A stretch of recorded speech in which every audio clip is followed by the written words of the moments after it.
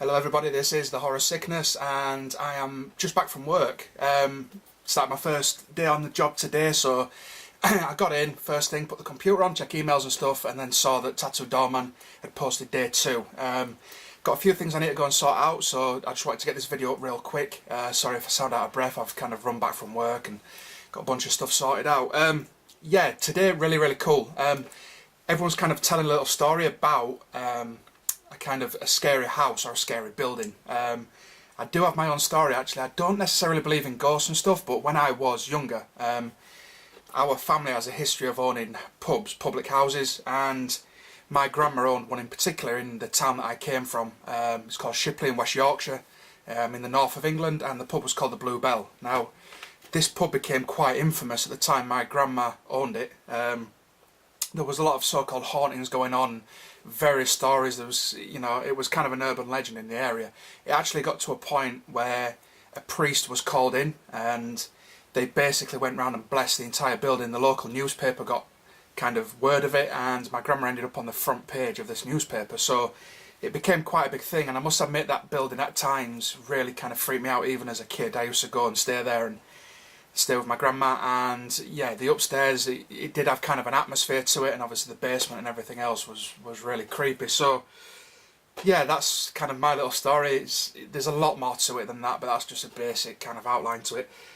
When it comes to the films that I've picked, I kind of got stuck a little bit. Tattoo Doorman's choice is absolutely fantastic. I really like Bryn's as well, Ice, Maiden, Macabre, picking the one that she picked. So yeah, I've kind of thought about it a little bit. The first one I kind of thought of was 13 Ghosts, but it's not really a scary building. It's a really cool building. I think the design of the building in this is brilliant. The film itself, it's not one that I particularly enjoyed. I do want to say though, the special features, if you do have this, where they kind of go through the backstory to each ghost, is actually better than the film in my opinion. I do enjoy that. But yeah, it's a really cool design, the kind of glass house with all the writing and stuff, but it's not particularly scary. The next one that kind of popped in mind was this, and I nearly went with it, and it's The Entity. Now, it's not so much the house, that's kind of why I've not gone with it, but the scene at the end, if anybody's seen this and they know about the film, when she kind of gives in and walks back into the house. I'm not going to spoil it and tell you what's said, but it's quite harsh, and it kind of left, because of the way it's shot, it kind of shows the house as quite looming, and it really gives the atmosphere to the house. The house hasn't been really a character in the film up until then, but the fact that she walks back into it and gives herself up, I don't really want to give much away, but it kind of brings the house into the whole story, and it put a really kind of creepy edge on the house itself. But I haven't gone with that. The one that I've chosen, and I've talked about this film in the past, and for me it's a perfect example, is this, and it's The Haunting. I was just reading the back of it actually, just to remind myself of the names and things involved, but it says it straight away. As a quote, "It was an evil house from the beginning, a house that was born bad." It's a 90-year-old mansion called Hill House, and if you've seen this film, basically it's been haunted. But it seems to be the building itself. Well, as you watch this film, it's not, you don't really see anything. There's no ghosts or poltergeists or anything like that. It's all to do with shadows and movements, and it's actual walls of the building coming to life, and noises and creaks and the floorboards, and it's the actual house that kind of becomes the character, becomes this kind of scary, ominous character within the film.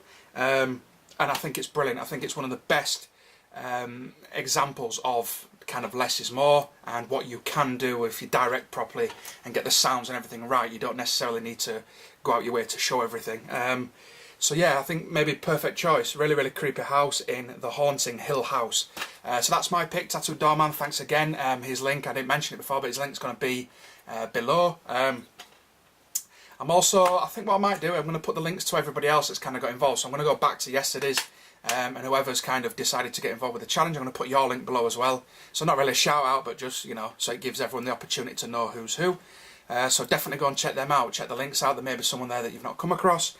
But yeah, that's the end of day 2. Thank you very much. Hopefully I'll be back tomorrow. I'm thinking I might be working, but hopefully I get a bit of spare time, and I'm not working too much, and I get to chuck together a bit of a video. It is rushed again, but I really want to carry on with it. So that's day 2, a scary building. Thank you very much for watching. Take it easy, everybody.